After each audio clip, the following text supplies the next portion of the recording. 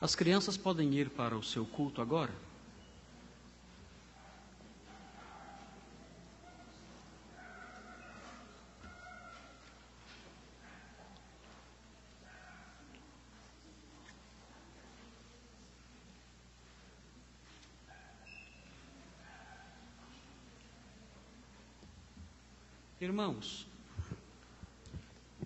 Irmãos, nós lemos o texto de Mateus 24,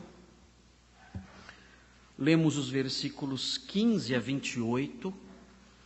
Esse texto, nós abrimos nesse texto já na semana passada,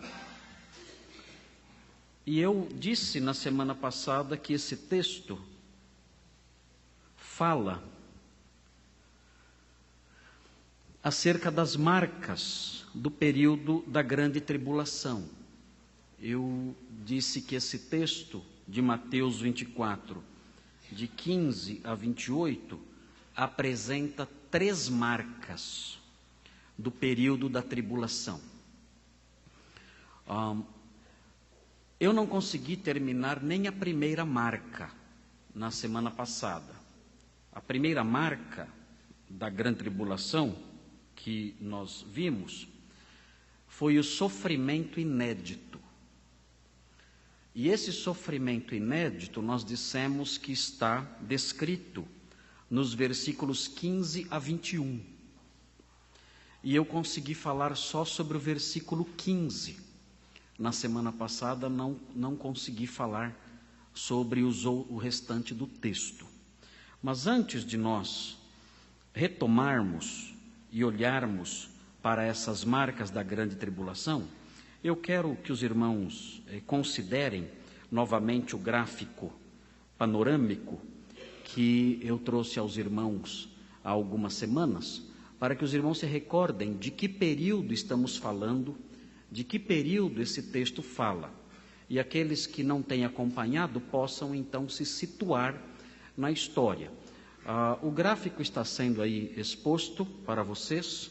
Vocês têm aí as descrições dos episódios, dos eventos do porvir, os eventos escatológicos estão todos aí. E os irmãos veem ali, onde aparece de vez em quando uma nuvenzinha com raios, os irmãos veem ali a tribulação. Os irmãos veem lá. Esse texto sobre o qual estamos falando e versando nessas nossas exposições, esse texto fala desse período que os irmãos veem aí quase no meio do quadro, o período da tribulação. Esse período não aconteceu ainda na história humana. Nós não vivenciamos ainda isso, a humanidade ainda não vivenciou a grande tribulação. A grande tribulação ainda virá. E os irmãos que têm acompanhado essas explicações do texto que eu tenho apresentado, os irmãos têm visto aí os motivos pelos quais nós dizemos que a grande tribulação ainda não aconteceu. Eu disse que antes da tribulação acontecer, e os irmãos veem aí no quadro, eu disse que acontecerá o arrebatamento da igreja. E os irmãos no quadro podem ver aquela setinha esverdeada ali. Os irmãos veem aquela setinha, o arrebatamento da igreja acontecendo antes da tribulação. Nós cremos que antes que o anticristo se manifeste, antes que inicie esse período tão horrível de sofrimento sobre a humanidade, a igreja será arrebatada. Nós cremos também que a ressurreição dos crentes, que vai acontecer junto com o arrebatamento é de crentes vivos na ocasião e dos mortos que vão ressuscitar no dia. Nós cremos que a ressurreição dos crentes também vai acontecer antes da tribulação. Então você tem ali antes da tribulação uma setinha, aquela setinha está dizendo arrebatamento, e nesse arrebatamento está abrangido o arrebatamento da igreja, dos crentes vivos e os crentes em Cristo que já morreram. Eles vão ressuscitar no dia do arrebatamento. Onde eles estão agora? A alma deles está no céu. O corpo deles está no cemitério, ou sabe-se lá onde estão esses corpos depois de tantos séculos se decompondo. Mas o Senhor ressuscitará os crentes. Os crentes, desde o início da igreja, os cristãos, Ele vai ressuscitar. E então, unidos novamente às suas almas, eles subirão aos céus para o encontro do Senhor nos ares, juntamente com os crentes que estiverem vivos naquela ocasião. Isso é ensinado pelo apóstolo Paulo em 1 aos Tessalonicenses, capítulo 4. Capítulo 4 de 1 aos Tessalonicenses descreve esses episódios, esses eventos escatológicos. Algumas pessoas perguntaram para mim o seguinte: pastor, durante a tribulação vai ter crentes? Se a igreja foi arrebatada antes da tribulação, então vai ter crentes na tribulação? Vai ter crentes, porque muitos vão se converter durante a tribulação. E eles vão morrer também durante a tribulação por causa da perseguição atroz desse indivíduo que é central na grande tribulação, que é o anticristo, que nós não sabemos quem é. Muita gente já tentou adivinhar quem é. O maior candidato atual é Barack Obama. Outros preferem o Papa Francisco. Enfim, as pessoas vivem apostando nos seus anticristos por aí, né? Para nós isso não interessa. O fato é que o anticristo só vai surgir na grande tribulação, e como a tribulação ainda não começou, então ele ainda vai aparecer no cenário mundial. Mas ele vai perseguir os que crerem em Cristo nesse período. Haverá uma grande atividade missionária, como dissemos, e muitos crerão no Evangelho e serão mortos. Serão perseguidos e serão mortos. E aí surge outra pergunta: pastor, eles vão ser mortos, e quando é que eles vão ressuscitar? Se a igreja já ressuscitou e já foi arrebatada, eles se convertem depois do arrebatamento. É um crente muito azarado esse. Se converteu depois do arrebatamento, morreu perseguido. Ou seja, morreu depois da ressurreição. É muito azar. O que vai acontecer com esses crentes desse período, com os salvos desse período? Irmãos, a Sagrada Escritura é muito clara acerca do que vai acontecer com eles. Você deve olhar na Bíblia, Apocalipse 20, versículo 4, e lá você tem a sua resposta. Apocalipse 20, versículo 4. Veja o que diz esse texto, Apocalipse 20, 4.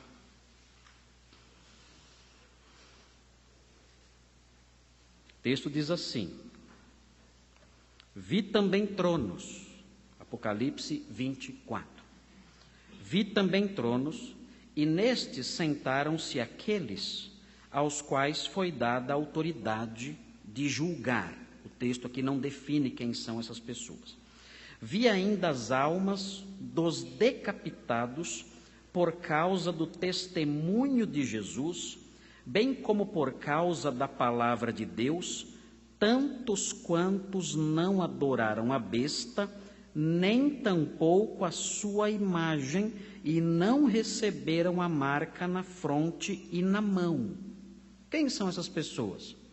São os crentes da grande tribulação. Eles viveram ou viverão na época do anticristo, na época da besta. Mas eles não vão aceitar segui-la. Eles não vão aceitar adorá-la. Eles vão rejeitar adorar e servir o anticristo. E por isso foram mortos, ou serão mortos por causa disso. Veja então o que acontece com eles. Não receberam a marca na fronte e na mão, e viveram. Aqui é a ressurreição deles. E viveram e reinaram com Cristo durante 1000 anos. Então, quando eles vão ressuscitar? Eles vão ressuscitar no final da tribulação para entrar no reino milenar. Então, se você seguir essa bolinha vermelha, eles vão ressuscitar aqui no finalzinho da tribulação. Existe a ressurreição daqueles que vão se converter durante esse período terrível de tribulação. Então, certamente vão se converter, vão ressuscitar na segunda vinda de Cristo aqui e vão entrar para o reino milenar. É aí que está a ressurreição dessas pessoas, de acordo com Apocalipse 20, versículo 4. Aí os irmãos podem perguntar, e aqueles que nunca crerão em Cristo? E eles? Quando é que eles vão ressuscitar afinal? Porque a igreja já ressuscitou antes da tribulação. Os que creem em Cristo durante a tribulação ressuscitam assim que ele volta, no final da tribulação. E os que não são crentes e que já morreram, de todas as épocas? Veja o versículo 5 agora. O versículo 5 fala: os restantes dos mortos não reviveram até que se completassem os 1000 anos. Está claro aqui? Eles não reviveram até que se completassem os 1000 anos. Esta é a primeira ressurreição. Bem-aventurado e santo é aquele que tem parte na primeira ressurreição. Sobre esses a segunda morte não tem autoridade. Pelo contrário, serão sacerdotes de Deus e de Cristo e reinarão com ele os 1000 anos. Então, os demais só vão ressuscitar aqui no fim do reino milenar. Eles só viverão novamente, só ressuscitarão, os seus corpos só ressuscitarão no fim do reino milenar. E o que tem no fim do reino milenar? Dá para ver ali, né? É o juízo final. Esses não são bem-aventurados. Bem-aventurados são os que participaram da primeira ressurreição, que abrange as anteriores. Essa ressurreição final e última, quem passar por ela não é bem-aventurado. Vai passar pelo juízo final. São pessoas que estarão para sempre condenadas. Então, esta é uma proposta de cronologia das ressurreições.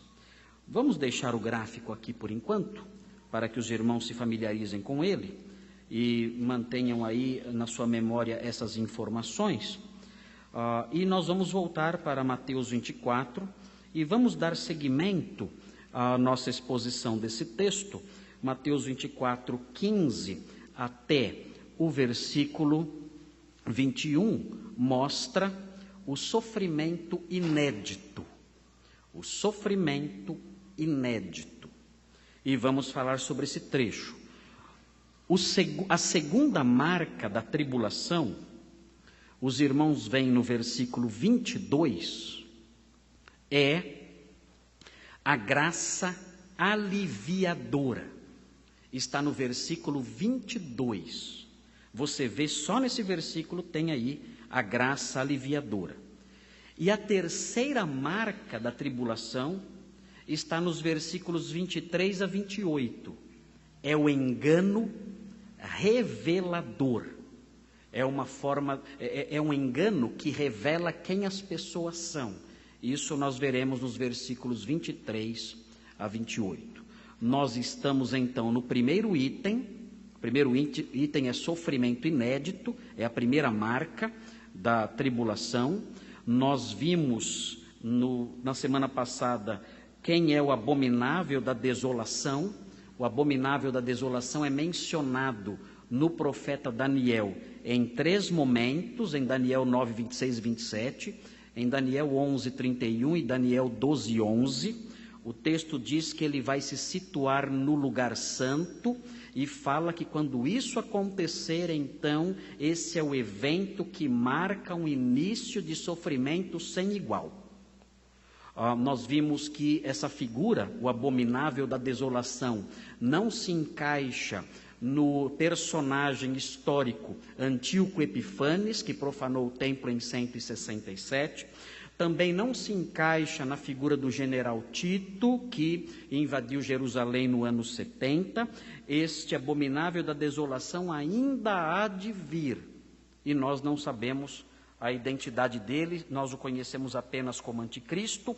Ele vai exigir, de acordo com o ensino do apóstolo Paulo, ele vai se colocar no lugar santo do templo, que terá sido reconstruído, que será reconstruído no futuro, Ele vai se colocar no lugar santo, não apenas invadindo o lugar santo, como os outros invasores que fizeram isso anteriores a ele. Ele vai exigir adoração, como se fosse Deus, no lugar santo. Ele vai se colocar no lugar de Deus e exigir a adoração das pessoas. E o seu amigo, o seu secretário principal, chamado de falso profeta, ou a segunda besta, de que fala o livro do Apocalipse, vai estimular a adoração mundial desse homem, desse indivíduo, o anticristo. O texto fala dele, o abominável da desolação, de que falou o profeta Daniel.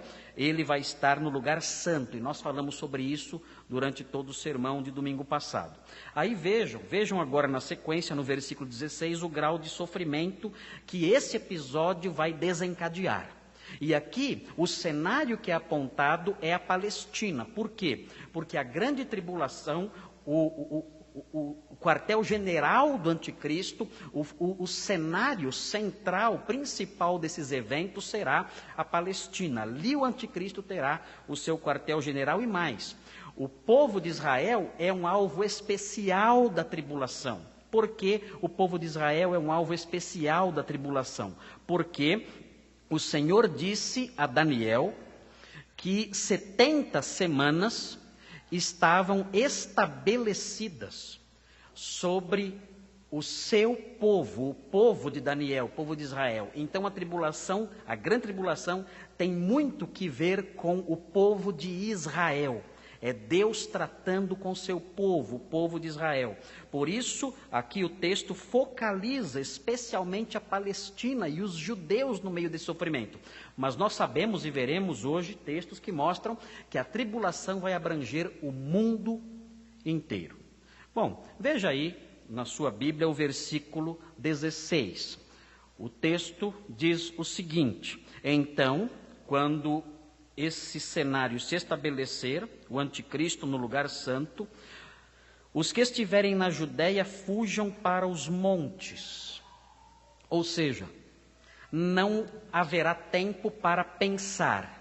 O sofrimento, a angústia, a opressão, a perseguição contra esse povo que não vai aceitar adorar um homem, adorar o anticristo, o povo judeu. Esse sofrimento será intenso, a perseguição será grande sobre esse povo, o povo judeu. Os que estiverem na Judéia, fujam para os montes. Judéia é a parte sul da Palestina, onde está Jerusalém. Ali é o lugar mais próximo, ali do anticristo. O anticristo estará em Jerusalém. Fujam para os montes. Na Bíblia, os montes sempre são apresentados como um lugar mais seguro diante da calamidade.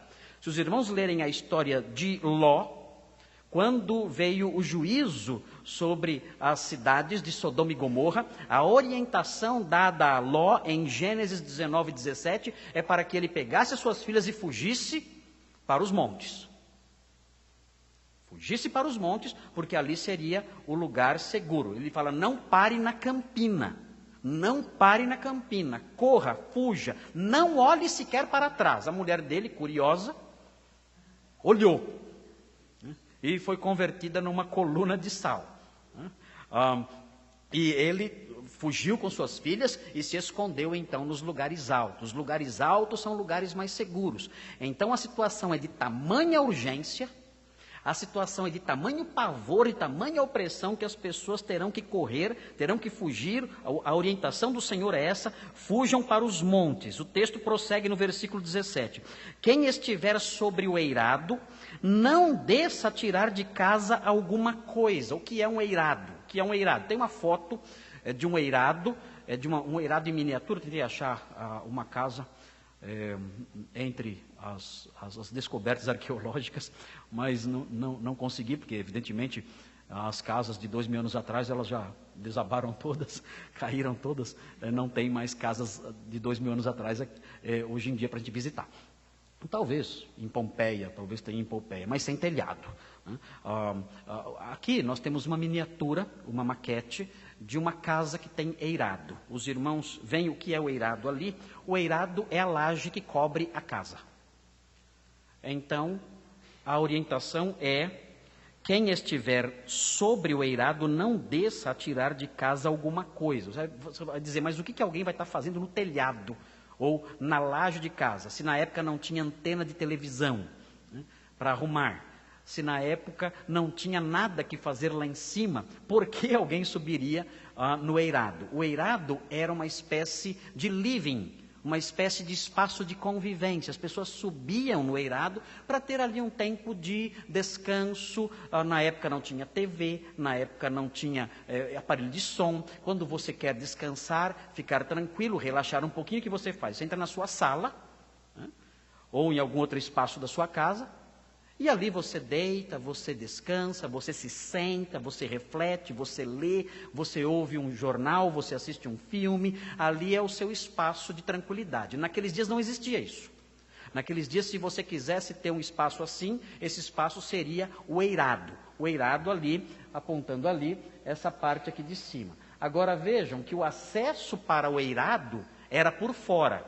Não tinha escada por dentro. Era por fora a escada. A situação é de tamanha urgência que a orientação do Senhor é: olha, se você estiver no eirado e receber a notícia que o abominável da desolação está no lugar santo, nem entre na casa de novo. Desça a escada correndo, não vai pular lá de cima que você pode quebrar o pé. Então, não pule, mas desça correndo e nem pare para entrar em casa pegar coisa alguma. Fuja. É um tempo terrível. É um tempo desesperador. Não pense duas vezes. As angústias que virão, as crueldades que serão trazidas sobre vocês, são coisas que vocês jamais conseguiram imaginar. Fujam nesse momento, desçam correndo e não parem para pegar nada em casa. O texto prossegue dizendo no versículo 18, quem estiver no campo, a sociedade agrária, as pessoas trabalhavam no campo, ou cuidando de ovelhas ou de plantações. O texto diz, quem estiver no campo, não volte atrás para buscar a sua capa. As pessoas, quando iam para o campo, não levavam a capa. Capa era uma vestimenta que sobrepunha tudo e que servia especialmente para o frio ou para um clima um pouquinho mais ameno, a pessoa se cobria com a capa. Se ela vai trabalhar no campo, ela não leva a capa. E às vezes leva a capa, mas tira a capa para trabalhar, por causa do calor, por causa do sol, ou do próprio serviço. A pessoa trabalhando no campo com uma capa, cobrindo toda ela, isso atrapalha muito. Então, naturalmente, quem vai trabalhar no campo não vai estar trabalhando com a capa. Por isso, deixará a capa em algum lugar. A urgência é tão grande que o Senhor diz, quem estiver no campo, não busque a capa. Fuja. E a capa era importante, muito importante. Veremos já por quê. Mas não volte para pegar. O sofrimento e a ameaça serão gigantescos. Não volte para pegar a capa. É melhor ficar sem ela. Fuja. O texto prossegue no versículo 19. O texto diz, ai das que estiverem grávidas e das que amamentarem naqueles dias. Imaginem essa situação. Imaginem uma fuga para as montanhas, uma mulher grávida, fugindo para os montes. A gente vê mulher grávida andando, já dá dó. Algumas mulheres andando, grávidas parecem pato andando. Não conseguem andar direito. É difícil. Imagino que seja terrível. Dói tudo, imagino que doa tudo. É uma experiência terrível. Imagina uma mulher de 8, 9 meses quase, fugindo para as montanhas. Não dá para imaginar isso. E imaginem a pessoa como a criança de colo, amamentando uma criança, fugindo para as montanhas. Então o Senhor diz, ai das que estiverem grávidas e das que amamentarem naqueles dias. O sofrimento delas será pior ainda, porque estarão fugindo nessas condições difíceis. O versículo 20 diz, orai para que a vossa fuga não se dê no inverno. Por quê? Eles teriam que fugir para os montes. A Palestina não é um lugar frio, mas no inverno, hoje talvez hoje seja um pouco mais quente, mas no inverno varia. Nos meses de julho e agosto, o clima varia entre 18 e 20 graus no inverno. Mas nas montanhas, isso é mais frio. E notem, eles não teriam tempo de pegar a capa. Por isso Jesus diz, orem para que não aconteça no inverno. No inverno é mais difícil de achar alimento. Vocês terão que correr sem levar nada. Não vai dar para pegar roupas extras, blusas, agasalhos. Nada disso vocês vão poder levar. Então orem para que isso não aconteça nem no inverno e nem no sábado. Por que ele fala nem no sábado? Porque o foco aqui é o povo judeu. E naqueles dias, com a reconstrução do templo, que será, afinal, invadido pelo anticristo, com a reconstrução do templo haverá um revigoramento da religião judaica. E os judeus vão observar a lei. E, de acordo com os legalistas judeus, no sábado não se podia andar muito. Havia um limite para caminhar um sábado. E ele diz então, olha, vocês que são tão legalistas judeus, orem para que não aconteça num sábado, porque vocês vão ter que correr muito naquele período em que a religião judaica estará numa época de revigoramento. E aí o versículo 21 então diz o motivo de tanta urgência, de tanto desespero, de tanta pressa. O texto diz, porque nesse tempo haverá, e aí vem a famosa expressão que estamos falando. Nesse tempo haverá grande tribulação. Como desde o princípio do mundo até agora não tem havido e nem haverá jamais. O versículo 21, meus irmãos, é um versículo que evoca o texto de Daniel no capítulo 12. Abra sua Bíblia em Daniel, no capítulo 12. Veja o que diz esse trecho da Bíblia, Daniel 12, 1.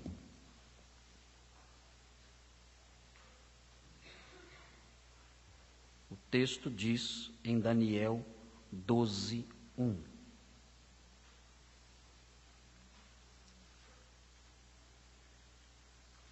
Prestem atenção nesse trecho, diz assim: nesse tempo se levantará Miguel, o grande príncipe, o defensor dos filhos do teu povo, e haverá tempo de angústia, aqui a grande tribulação, qual nunca houve, desde que houve nação, até aquele tempo. Mas naquele tempo será salvo o teu povo, todo aquele que for achado inscrito no livro. Então, Mateus 24, 21, evoca precisamente esta passagem, falando que naquele tempo haverá uma angústia e um sofrimento, qual nunca existiram em toda a história da humanidade. A humanidade nunca viu o que vai acontecer naqueles dias. O texto, como eu disse, de Mateus 24, ele abrange como cenário a Palestina, mas a Escritura mostra que a grande tribulação será um evento que vai atingir todo o mundo todo, não somente a Palestina. O texto de Isaías, no capítulo 24, se irmãos olharem, vejam Isaías 24, abra sua Bíblia, você tem uma descrição da grande tribulação nesse texto. E é uma descrição da grande tribulação apontando para o mundo todo. Isso precedendo o tempo em que o rei voltar para estabelecer o seu trono aqui. Isaías 24, vejam, os irmãos, nós não vamos ler o capítulo inteiro, é claro, o tempo não permite, mas os irmãos devem observar em casa. O texto é um texto que descreve o sofrimento do mundo todo, de toda a terra, de todas as nações, de todas as pessoas nessa época. E o capítulo termina falando que tudo isso acontecerá quando o Senhor estiver aí estabelecendo o seu reino em Sião. O texto diz no capítulo 24, versículo 1, fala assim: eis que o Senhor vai devastar e desolar a terra. Não é apenas a Palestina, mas a terra. Vai transtornar a sua superfície e lhe dispersar os moradores. O que suceder ao povo, sucederá ao sacerdote, ao servo como ao seu senhor, à serva como à sua dona, ao comprador como ao vendedor, ao que empresta como ao que toma emprestado, ao credor como ao devedor. A terra será de todo devastada e totalmente saqueada, porque o Senhor é quem proferiu esta palavra. E o texto prossegue descrevendo o terror daqueles dias e termina fazendo alusão ao reino do Senhor que será estabelecido nesse tempo. A lua se envergonhará, versículo 23, e o sol se confundirá quando o Senhor dos exércitos reinar no monte Sião e em Jerusalém, perante os seus anciãos haverá glória. Aqui existe essa descrição de um abalo universal. Texto de Apocalipse, no capítulo 3, versículo 10.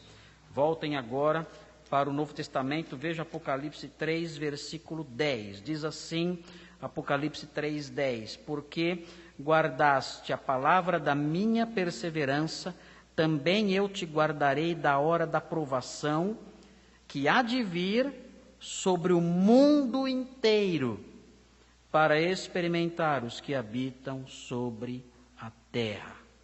A grande tribulação será um evento mundial, um evento que trará grande pavor, não só sobre os judeus naqueles dias, mas sobre toda a humanidade, não só por causa dos terrores que o anticristo vai trazer sobre os judeus e sobre os que crerem em Cristo, mas também por causa dos grandes abalos naturais que marcarão aquele período, conforme nós veremos ainda hoje, se o Senhor permitir. Olhando então esses versículos, os versículos 15 até o versículo 21, os irmãos podem ver então a alusão que Jesus faz a um sofrimento inédito. A tribulação virá e será um período de sofrimento inédito. Mas, quando nós prosseguimos a leitura de Mateus 24, nós chegamos no versículo 22 e encontramos no versículo 22 a segunda marca da grande tribulação. Vejam no versículo 22 a segunda marca. A segunda marca da tribulação é a graça aliviadora. É muito interessante ver isso na palavra de Deus. A justiça de Deus e a ira de Deus, ela sempre é mesclada de compaixão. A justiça de Deus e a ira de Deus sempre é mesclada com a sua graça, que é bondosa, que é uma graça aliviadora, que é uma graça consoladora e sustentadora. E é possível encontrar os sinais dessa graça também nessa época tão difícil que virá sobre a terra. Haverá nesses dias muita dor, muito sofrimento, veremos aqui passagens que mostram isso, mas mesmo nesse tempo haverá favor, haverá graça, haverá manifestações da bondade, da preservação, do consolo do Senhor. E o Senhor age assim porque o Senhor é um Pai amoroso.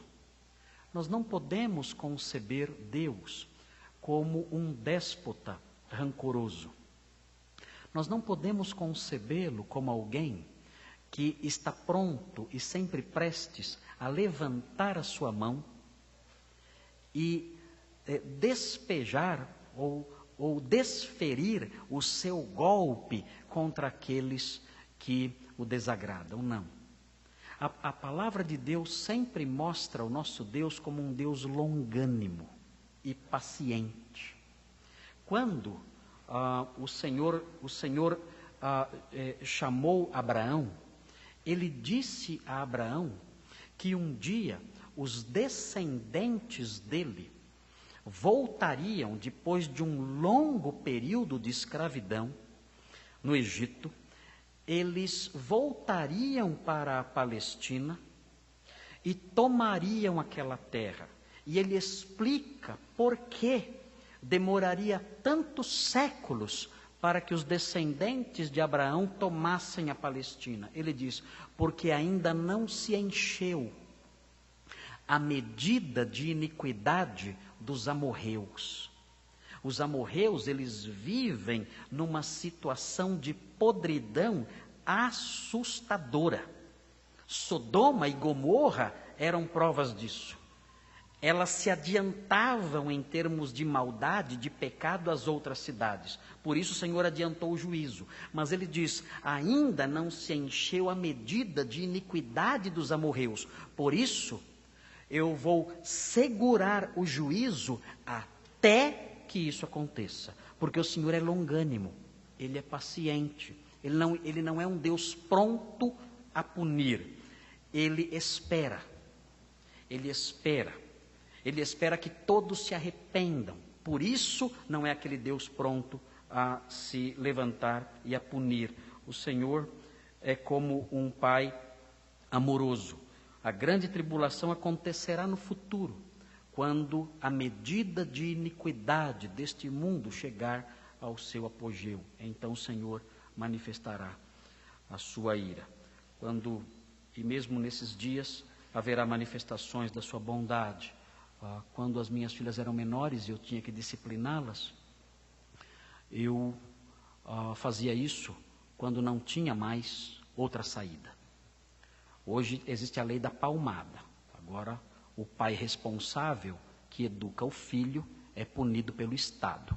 O pai irresponsável que passa o dia no boteco enchendo a cara e nem sabe o que o filho faz e não está nem aí para o que ele faz, esse não tem problema nenhum, é capaz até de ser premiado. O pai que é severo e que sabe que algumas vezes o diálogo com uma criança não resolve, o pai que é severo, que é responsável e que sabe que algumas vezes a linguagem que a criança entende é de outro tipo, o pai que faz isso, como eu fiz, várias vezes, e faria de novo, com o Estado proibindo ou não, o pai que faz isso é punido.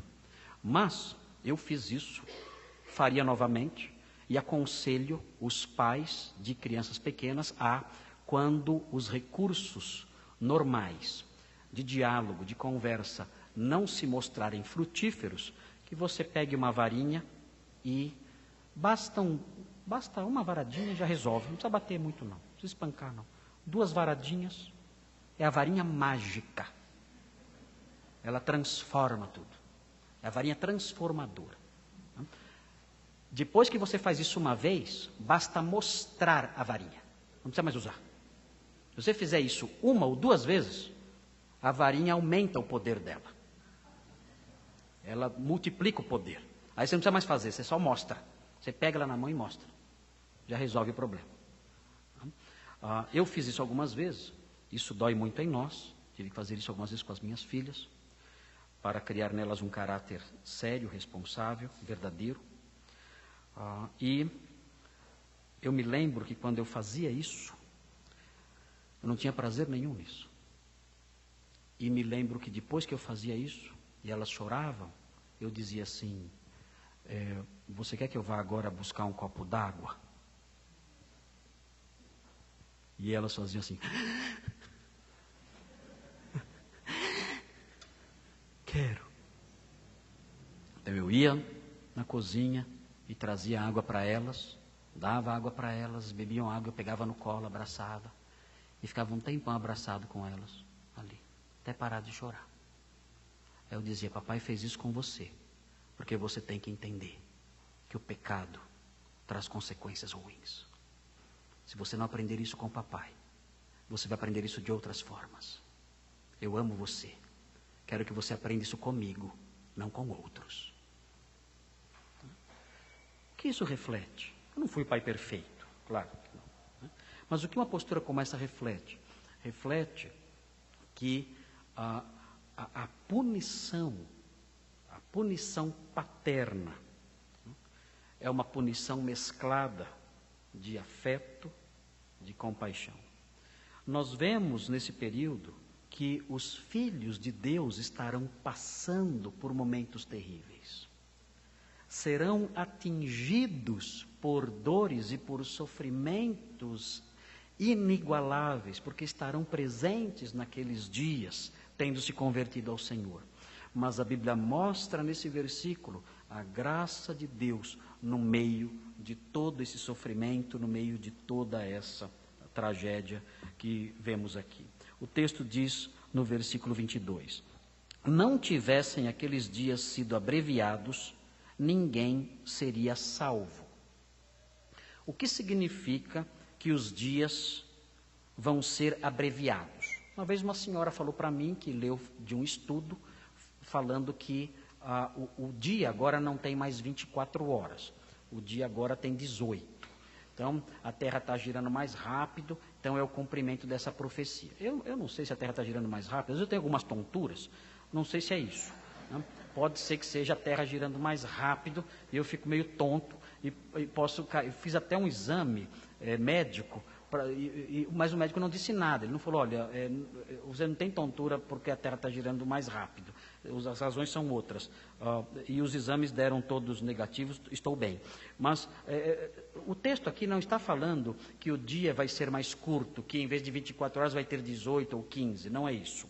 Quando o texto diz que aqueles dias serão abreviados, o texto está dizendo que o período poderia ser um período maior. Mas em vez de ser um período maior, de 10 anos, por exemplo, vai ser um período de 7. Os 3 anos e meio de efetivo sofrimento poderiam ser 5 anos de efetivo sofrimento. Mas o Senhor reduziu esse período a 3 anos e meio de efetivo sofrimento. E por que Ele fez isso? Porque Deus encurtou não a duração do dia, mas o período em que o sofrimento vai acontecer. Por que Deus fez com que o período durasse somente 3 anos e meio de efetivo sofrimento? O texto explica por quê. O texto dá 2 motivos. Em primeiro lugar, o texto fala que se ele não fizesse isso, ninguém seria salvo. Ninguém iria sobreviver. Todos seriam consumidos. A humanidade seria devastada. O livro de Isaías diz, no capítulo 40, versículos 6 a 8, o texto diz que os homens, as pessoas, são ervas. São como a planta, o mato. Existe uma fragilidade no ser humano muito grande. Nossa vida é muito frágil. Nós não suportamos muito sofrimento. O nosso corpo aguenta o sofrimento até um limite, depois ele não suporta mais. Nós somos frágeis até em relação aos animais. Se nós compararmos a nossa força com a força dos animais, nós veremos que os animais são mais fortes do que nós. Até uma formiga é proporcionalmente muito mais forte do que nós. Se você jogar uma formiga de uma altura 100 vezes maior do que ela sai andando. E ainda ri para você. Agora, se você se jogar de uma altura 100 vezes maior do que você, você não sobrevive. Então, nós vemos que existe isso, existe uma fragilidade em nós. Os animais são muito mais fortes do que nós, mais velozes, suportam muito mais as coisas do que nós. Nós não temos a mesma força, a mesma velocidade de um cão. Não temos a mesma agilidade de um gato ou de um rato. Nós não temos isso. Os animais têm essas coisas. Dizem, os pais da igreja diziam que nós somos assim, que nós somos mais frágeis fisicamente do que os animais, porque Deus não queria que nós valorizássemos demais o nosso corpo. e cultuássemos demais o nosso corpo, mas desenvolvêssemos a nossa mente. Os animais têm aí os seus músculos, então eles que desenvolvam os seus músculos aí correndo atrás um do outro. Nós somos pessoas que não temos tantos músculos, nós não somos pessoas tão fortes, não somos como os animais. Então nós temos o quê? Temos inteligência, então desenvolva a inteligência. A grande maioria do ser humano desenvolveu os músculos. E não desenvolve a inteligência, é só você conversar com o halterofilista, né? Com todo respeito, os halterofilistas que estão me ouvindo. Né? Mas, as moças, mulheres, resolvem desenvolver mais a forma física, o formato do seu corpo, e resolvem gastar horas e horas em academia do que em biblioteca. Dizem que as misses, todas elas, já leram o Pequeno Príncipe até a metade, pelo menos. Ilustrado. Agora, claro que há exceções. Se tiver alguma miss me ouvindo, eu sei que você é exceção. Eu sei que você já leu o Pequeno Príncipe inteiro. Mas existe uma fragilidade em nós. E, segundo os pais da igreja, essa fragilidade existe para que nós desenvolvamos mais a nossa inteligência, as nossas habilidades intelectuais, que nós gastemos mais tempo com livros, com aprendizado, com desenvolvimento do caráter, do conhecimento, da mente, do intelecto, do que do físico, do corpo. Dizem os pais da igreja que Deus fez as coisas assim por esse motivo, para que saibamos o que é mais importante em nós. Deus valorizou outras coisas em nós. Não que não devamos cuidar do nosso corpo, mas Deus valorizou outras coisas em nós, colocou coisas em nós que são mais importantes, tanto que Ele mostra isso dando corpos mais fortes para os bichos, mostrando que o que é importante mesmo é o intelecto, são as coisas da alma, do pensamento, do conhecimento. Por isso somos frágeis. E o texto de Isaías diz que nós somos erva, que nós temos essa fragilidade, nós passamos depressa. Isaías 51:12 diz que nós não temos que temer o homem, porque o homem é erva. Ele passa e ele é frágil. Por causa disso, então, por causa da fragilidade humana, o Senhor não prolongará aqueles dias, porque se prolongasse, ninguém seria salvo. A Bíblia diz, em Romanos 11, 25 e 26, a Bíblia diz que quando o Senhor voltar ao fim da tribulação, todo Israel será salvo. A Bíblia fala em Romanos 11, 25 e 26, que na volta do Senhor, pondo fim ao reinado do anticristo, toda a nação israelita vai olhar para aquele a quem traspassaram. E quando olhar para aquele a quem traspassaram e virem ali as feridas nas suas mãos e nos seus pés, vão chorar como quem chora pelo primogênito. E o próprio Senhor disse isso, Ele disse, vocês não me verão mais, até que digais, bendito que vem em nome do Senhor. Então a palavra de Deus fala que Israel será salvo naquele dia quando o Senhor voltar. Mas, se a tribulação fosse um período mais prolongado, ninguém, nenhum judeu, estará vivo para a volta do Senhor. Então o Senhor encurtou aqueles dias, para que as pessoas sobrevivam e para que possam ser salvas, especialmente no caso dos judeus que crerão no Senhor quando Ele voltar. Mas o texto prossegue e fala de outro motivo. O texto fala, ninguém seria salvo, e termina dizendo, mas por causa dos escolhidos, tais dias serão abreviados. Esse é o segundo motivo. Por que Deus vai encurtar aqueles dias? Deus vai encurtar aqueles dias porque muitos naqueles dias serão salvos pela fé em Jesus.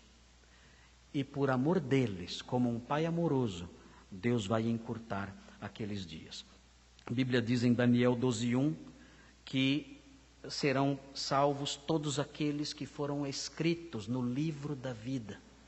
Essas pessoas são chamadas de eleitas, são pessoas que o Senhor escolheu. Essas pessoas serão salvas naquele dia.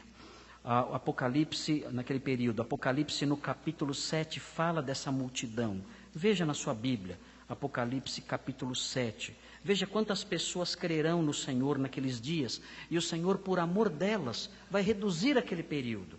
Veja Apocalipse 7, 9 a 14. Diz assim, Apocalipse 7. São essas as pessoas que são objetos do favor especial de Deus naqueles períodos. É uma graça aliviadora. Deus conhece essas pessoas, conhecerá essas pessoas e reduzirá aqueles dias para trazer alívio a essas pessoas. O texto diz em Apocalipse 7, 9 a 14. Depois destas coisas vi, e eis grande multidão que ninguém podia enumerar, de todas as nações, tribos, povos e línguas, em pé diante do trono e diante do Cordeiro, vestidos de vestiduras brancas, com palmas nas mãos, e clamavam em grande voz, dizendo: ao nosso Deus que se assenta no trono e ao Cordeiro pertence a salvação. Vejam, são pessoas, é uma grande multidão, diz o texto. Uma multidão que ninguém pode enumerar. Vejam agora o versículo 13. Um dos anciãos tomou a palavra, dizendo: esta grande multidão que ninguém pode enumerar, que se vestem de vestiduras brancas, quem são? E de onde vieram? E a resposta: respondi-lhe, meu senhor, tu sabes. Ele então me disse: são estes os que vêm da grande tribulação. Os convertidos da tribulação lavaram suas vestiduras e as alvejaram no sangue do Cordeiro. São os escolhidos de Deus, que não se curvaram diante do anticristo, que creram no Senhor. E o Senhor, por causa deles, por amor deles, vai reduzir aquele período. Será um período de muita dor para eles também. Em Apocalipse 6, vire a página da Bíblia um pouquinho. Em Apocalipse 6, versículo 9, o texto fala do sofrimento deles. Veja o que diz. Quando ele abriu o quinto selo, vi debaixo do altar, Apocalipse 6, 9, as almas daqueles que tinham sido mortos por causa da palavra de Deus e por causa do testemunho que sustentavam.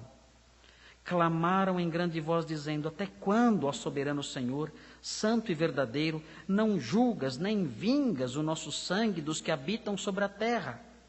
E então a cada um deles foi dada uma vestidura branca, e eles disseram que repousassem ainda por pouco tempo, até que também se completasse o número dos seus conservos e seus irmãos, que iam ser mortos, como igualmente eles foram. O texto mostra no céu as almas dessas pessoas.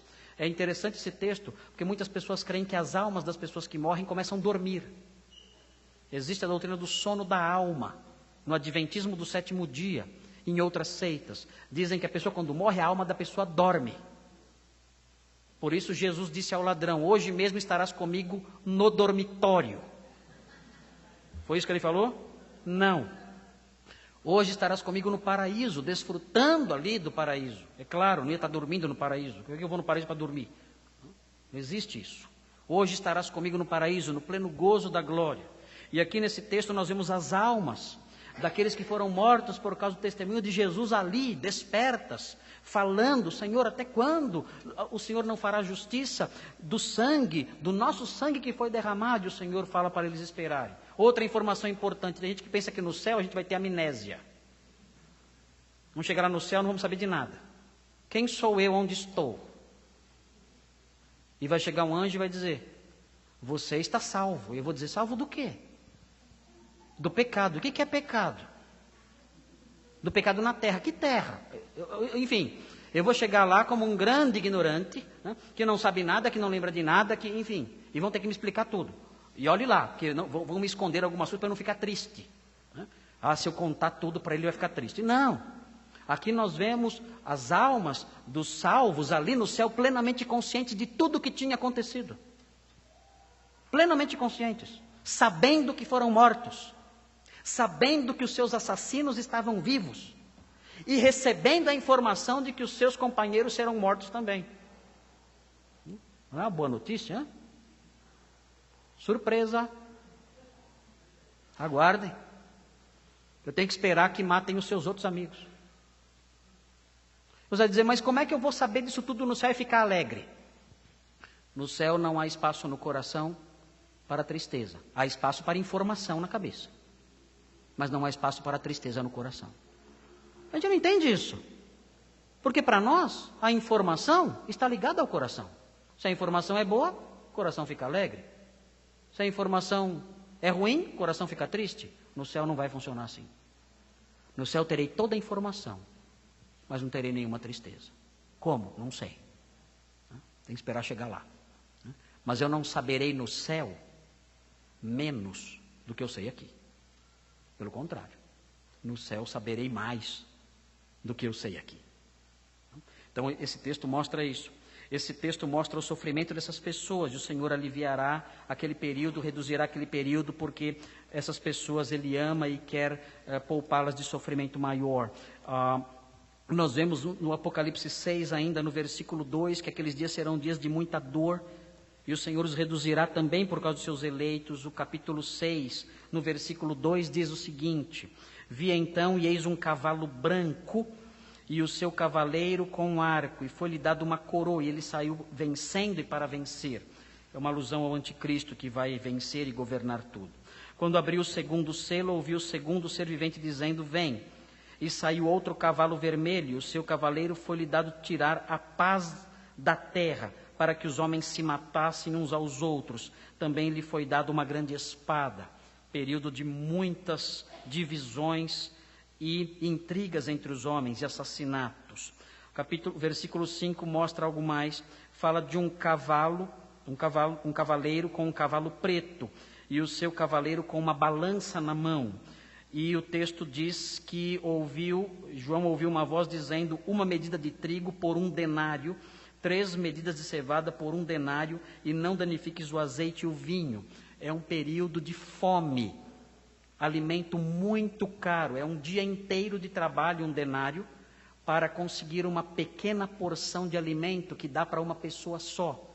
A grande tribulação vai ser um período de fome, de carestia. Versículo 7. Quando o cordeiro abriu o 4º selo, ouvi a voz do 4º ser vivente dizendo: Vem. E eis um cavalo amarelo, e o seu cavaleiro, sendo este chamado Morte, e o inferno estava seguindo, e foi-lhe dada autoridade sobre a 4ª parte da terra, para matar a espada, pela fome, com mortandade e por meio das feras da terra. Milhões de pessoas sendo mortas por doenças, por fome e por feras na grande tribulação. A grande tribulação vai ser um período de muito sofrimento, e o Senhor então reduzirá esse período por causa dos seus escolhidos. E nós vemos então nisso a graça aliviadora de Deus. O terceiro traço da tribulação é o engano revelador. Mas eu não vou falar sobre o engano revelador hoje.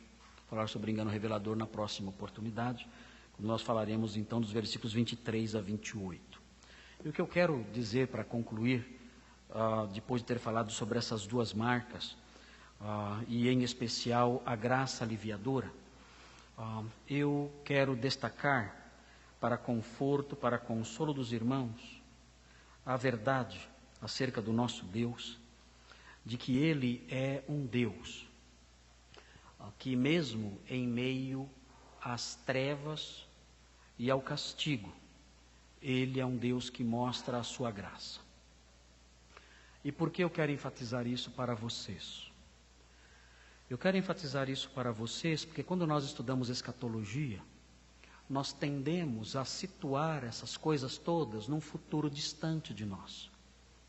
Nós tendemos a ler a escatologia como algo, como episódios épicos, como aventuras grandiosas e coisas realmente assombrosas que vão acontecer num tempo que ainda há de vir e quando de fato não estaremos aqui. E podemos olhar para tudo isso como apenas textos que satisfazem a nossa curiosidade acerca do amanhã.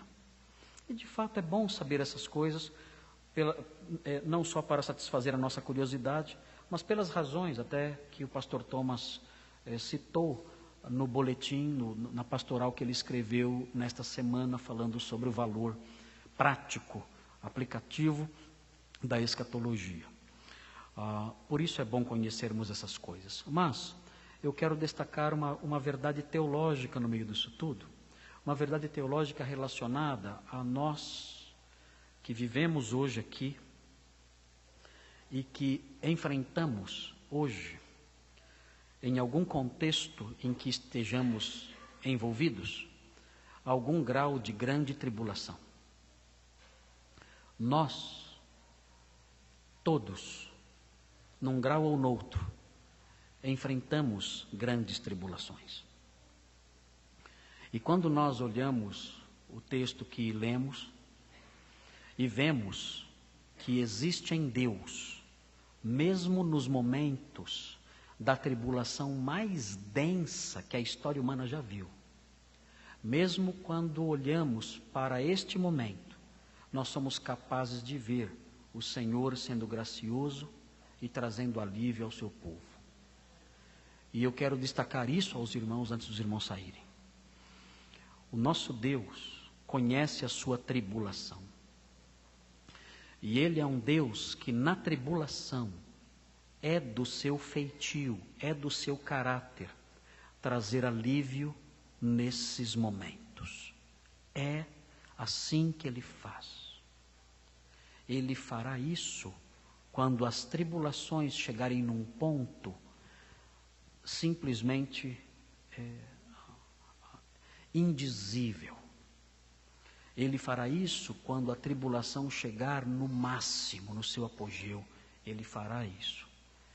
Isso mostra que Ele faz isso também em outros contextos em que o seu povo sofre, em outros contextos em que o seu povo enfrenta tribulação.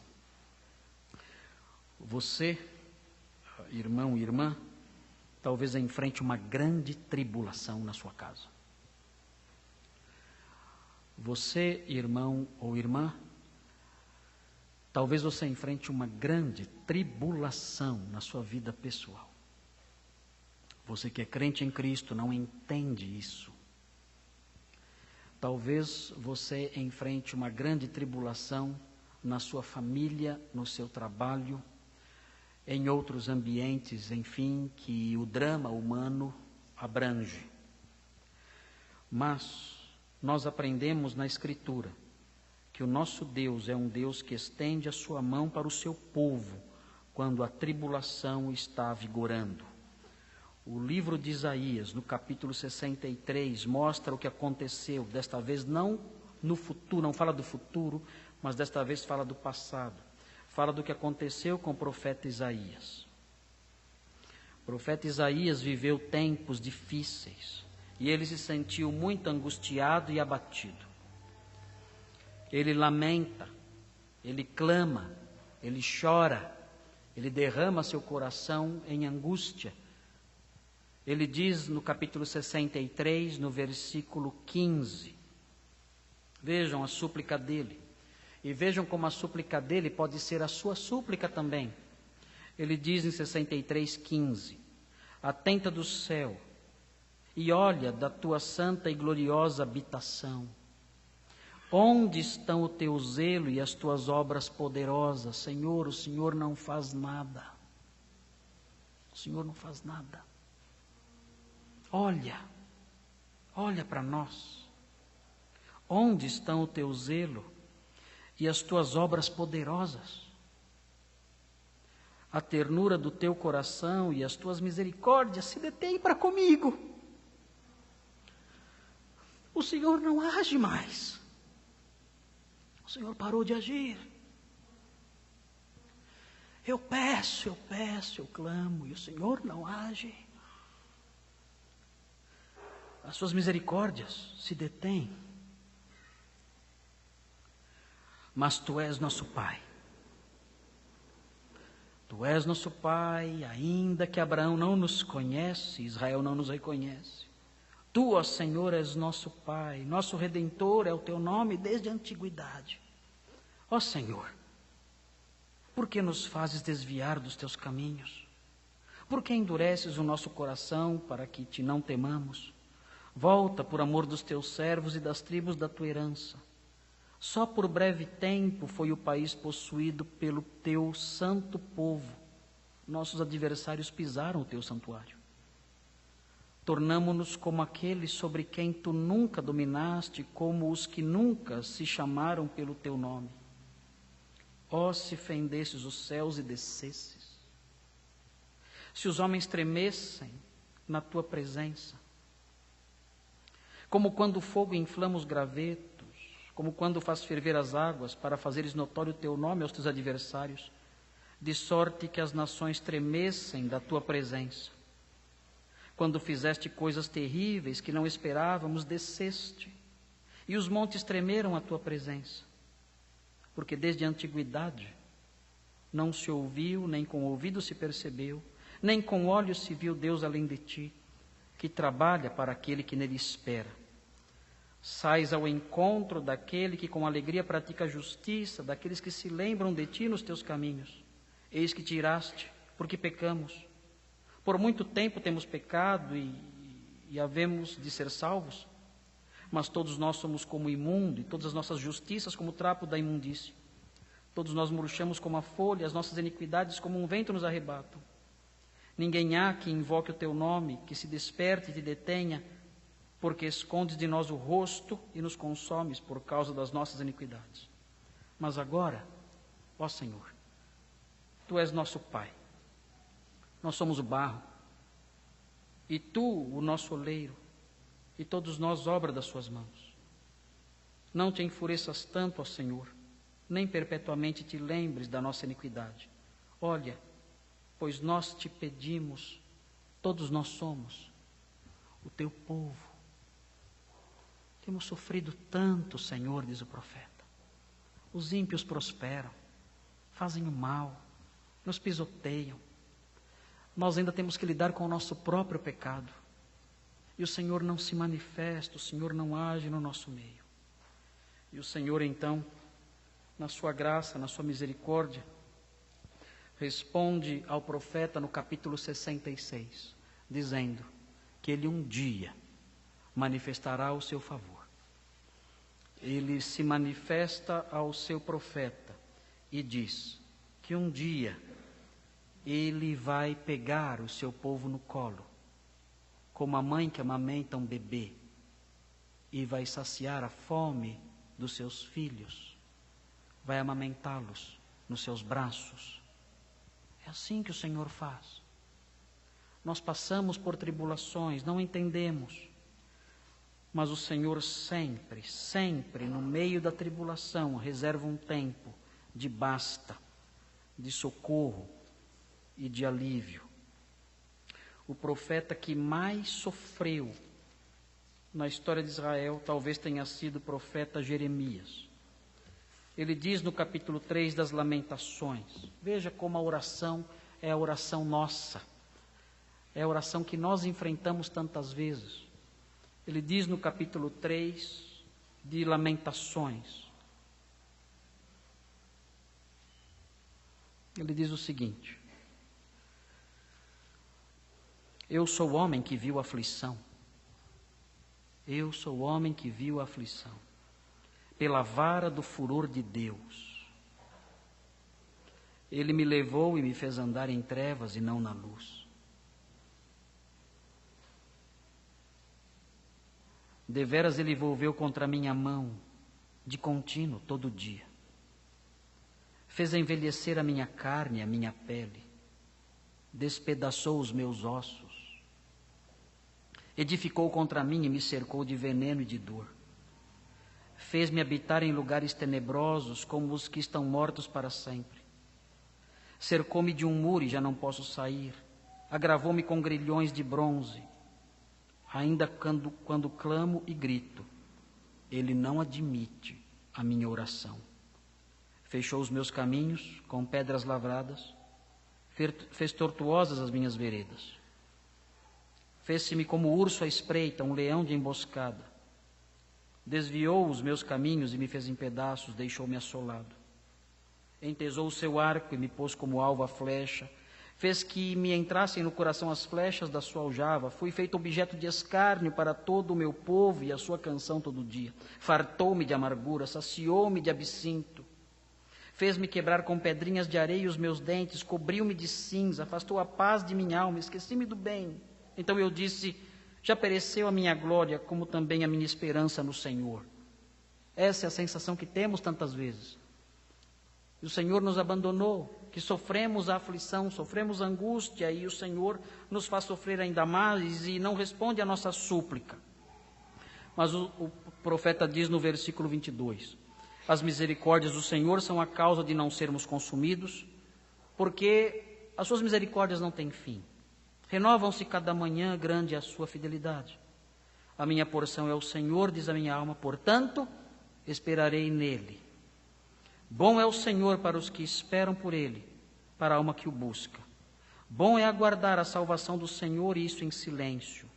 Bom é para o homem suportar o jugo na sua mocidade. Assente-se solitário e fique em silêncio, porquanto esse jugo Deus o pôs sobre ele. Põe a boca no pó, talvez ainda haja esperança. Dê a face ao que o fere, farte-se de afronta. O Senhor não rejeitará para sempre, pois ainda que entristeça alguém, usará de compaixão segundo a grandeza das suas misericórdias, porque não aflige nem entristece de bom grado os filhos dos homens. É assim que o Senhor faz. Ele entristece por um tempo, mas traz alívio. A palavra de Deus, na escatologia bíblica, mostra a firmeza do braço do Senhor, trazendo justiça e trazendo fúria sobre a terra. Mas no meio de toda essa angústia, no meio de toda essa calamidade, o Senhor tendo misericórdia do seu povo e trazendo alívio sobre ele. E é assim que ele tem feito ao longo da história. E é assim que ele há de fazer conosco também. Nós temos nossas grandes tribulações. Nós temos, todos nós. Mas aprendemos na palavra de Deus, que por sua graça e por sua bondade, ele traz a resposta, ele traz o alívio, porque ele não rejeita para sempre, não entristece de bom grado os filhos dos homens, e cedo ou tarde trará alívio àqueles que sofrem e que pertencem a ele.